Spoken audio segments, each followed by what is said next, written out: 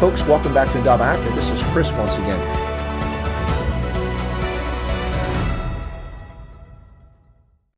Hello folks and welcome back to Indaba Africa. This is Chris coming to you from central Pennsylvania. It's time for Indaba Africa News of the Day. Today, the 3rd of May, 2021. Today's headlines. Tulani Mahola's funneling of money to the African National Congress and the Economic Freedom Fighters is laid bare by investigative journalist site Bungane. Former Spur restaurant chief executive Pierre van Tonder survived an apparent attempted suicide on the 2nd of May. The African National Congress's energy minister, Gwede Mantashe, is implicated in a corrupt tender for Car Powership, a Turkish company which received a multi-year, multi-billion-dollar contract to take converted cargo ships and deliver electricity to South Africa because the government's corrupt enterprise, Eskom, can't manage to do so.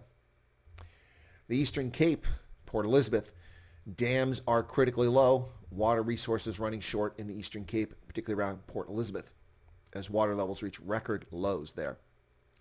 16 soldiers in the Tahua region of western Niger near the border with Mali were killed in an encounter with apparent bandits.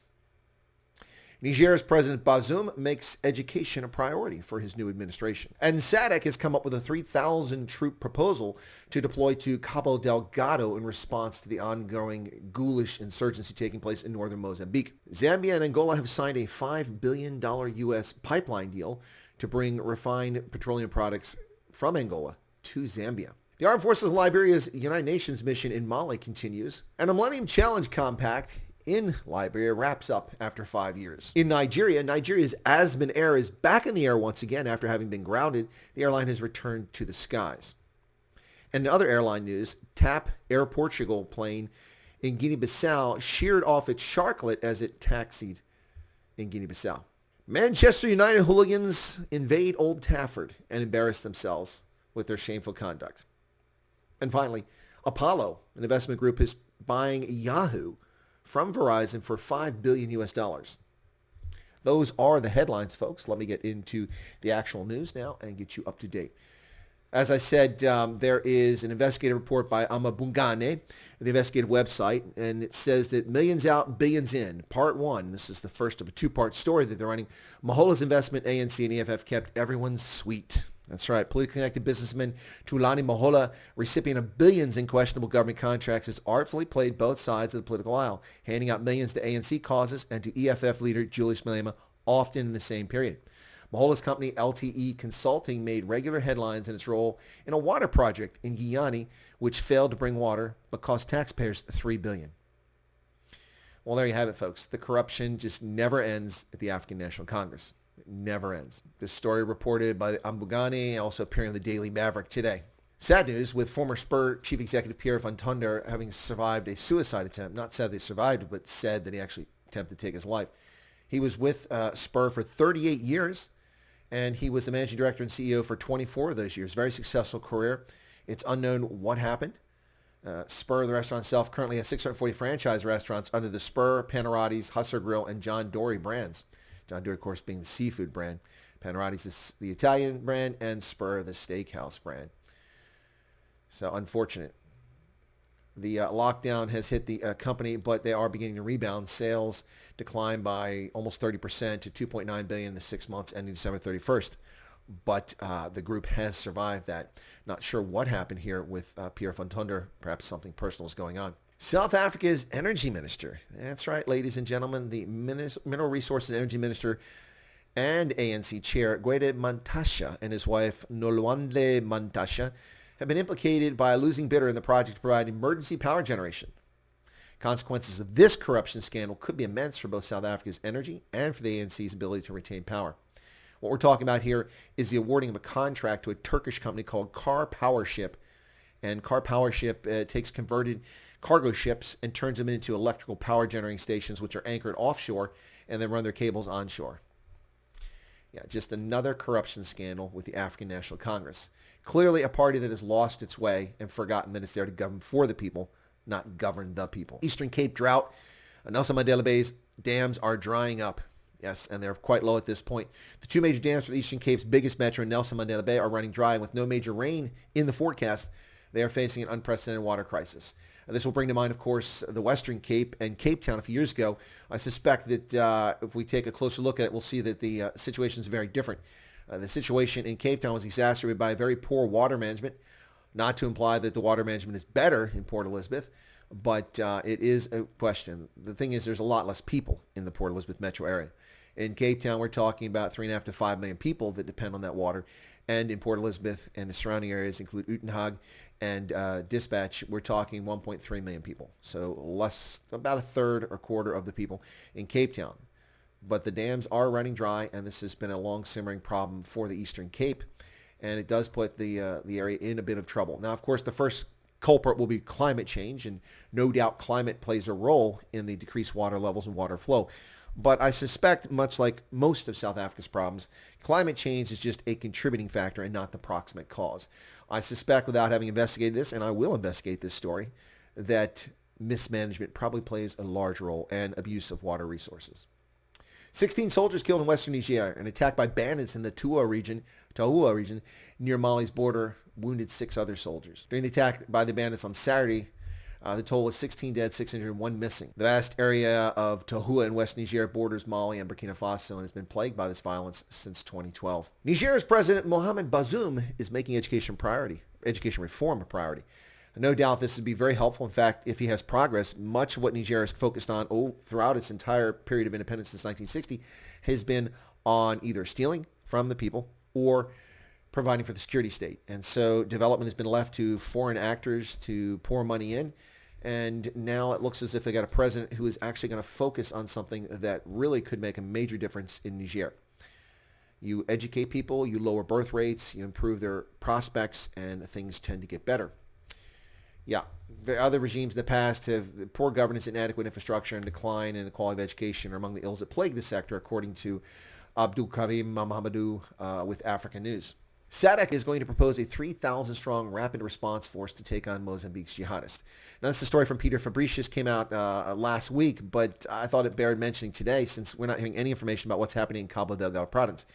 But I think the real issue here is this proposed force of 2,916 soldiers, the 3 light infantry battalions of 630 troops each, 2 special forces squadrons of 70 troops, 2 attack helicopters, 2 armed helicopters, 2 surface patrol ships, 1 submarine, 1 maritime surveillance aircraft, as well as logistical support, equipment, and personnel. There you go. But the thing is that where is the SADC standby brigade? Where is the ACERC? Where is the AU standby? Non-existent here. Not even available. So SADC has to do, once again, yet another ad hoc mission. The assessment mission was comprised of South African, Angolan, Botswana, Malawi, Tanzania, and Zimbabwean experts in intelligence, air, ground, maritime, military operations, communications, and logistics. And it was led by Brigadier Mukukomani of Botswana, who chairs the SADC security organ at the moment. So this force of 3,000, we have no idea when it will be assembled, where it will be disembarked, and what its mission will be. It's not clear at this time. I'm not really sure what a submarine is going to do for them. Maritime surveillance aircraft, okay, I'll buy that. Logistical support aircraft, of course.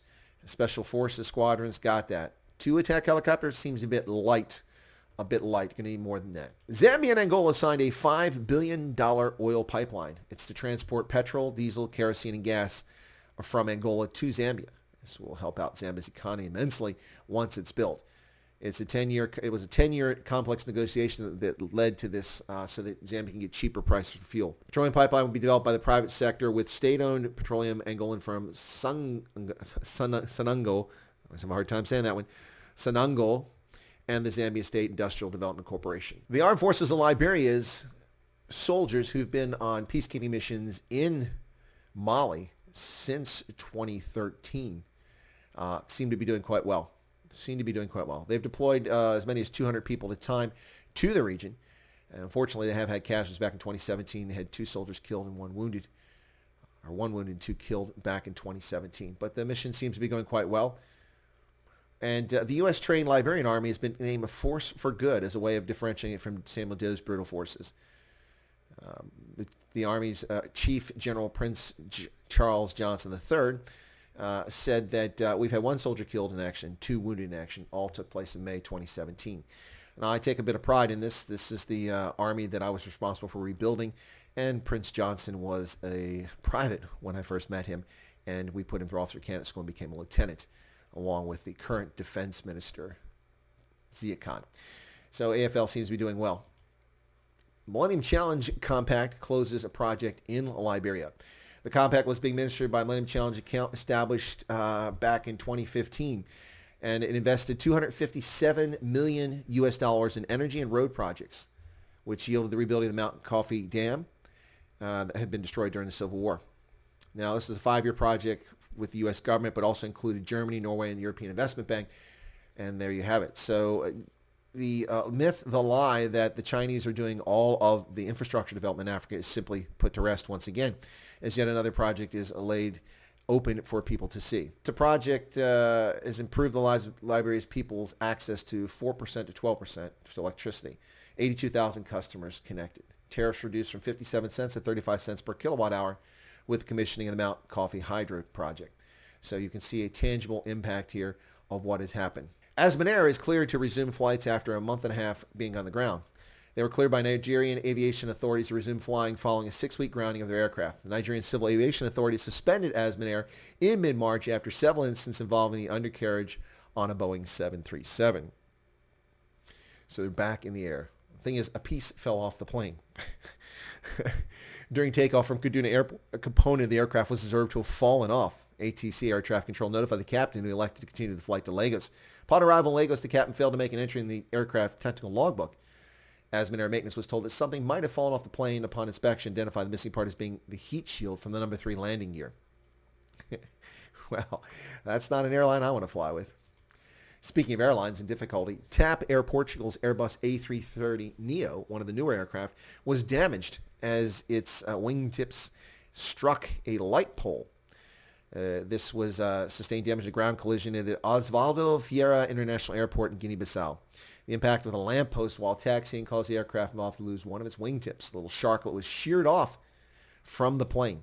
And Manchester United hooligans mount protest against U.S. owners as Premier League match against Liverpool postponed. It's a very innocuous and, kind-sounding sort of title, but the reality is that these hooligans, these criminals, broke into Old Trafford and occupied the field. They should all be rounded up and locked into police custody. Greater Manchester Police said over 1,000 protesters had gathered at Old Trafford, while around another 200 had congregated outside the Lowry Hotel, where the United players were staying ahead of the match. That match was postponed, and we're yet to hear if it's been rearranged or when it's going to be rescheduled for. We understand and respect the strength of feeling, but condemn all acts of violence, criminal damage, and trespass, especially given the associated COVID-19 breaches, said the Premier League in its statement. Well, I don't respect anything these people did. They should all be locked up. And finally today, folks, Apollo buys Yahoo and AOL from Verizon for $5 billion. The wireless company Verizon, which is also a fixed line provider, retreats from the media sector, but it's going to retain a 10% stake in digital media business. So they're selling off majority ownership of it. Yes, Verizon Media, which includes Yahoo and AOL, had about $7 billion in revenue last year. And Apollo Global Management agreed to buy majority stake for $5 billion. Now, they're paying $4.25 billion in cash for majority stake in assets and providing Verizon with interest in the business totaling $750 million. Verizon will keep a 10% stake in the new company called Yahoo that will be formed to operate the business. This is unfortunate. Yahoo is one of the early pioneers of the internet and lost its way more than once, and then it was snatched up by Verizon a couple years ago. Tens of millions, if not hundreds of millions of people around the world rely on Yahoo for either news and, or more importantly, for their email accounts. Yahoo.com, yahoo.co.uk, and so on and so forth. .fr.de. All these sites around the world, people have Yahoo accounts. Yahoo Instant Messenger disappeared, which was a very popular program, but that's long gone. We'll see what happens as things go forward here with Yahoo. But be prepared. You may have to create a new email account that you can count on. I've had my Yahoo email account since about 1996, maybe 97, I think somewhere in that time frame. And I've had my GeoCities, which Yahoo purchased since 1995. Long time. Well, folks, that's the news, the headlines, the news and analysis for today, the 3rd of May, 2021, here on Indaba Africa News of the Day. Thanks for tuning in. We appreciate your patronage. We'll catch you here next time on Indaba Africa News of the Day. Or you can catch me on my live streams on YouTube. the Stray Voltage or the Night Owls edition. Thanks a lot, folks. We'll catch you next time. God bless.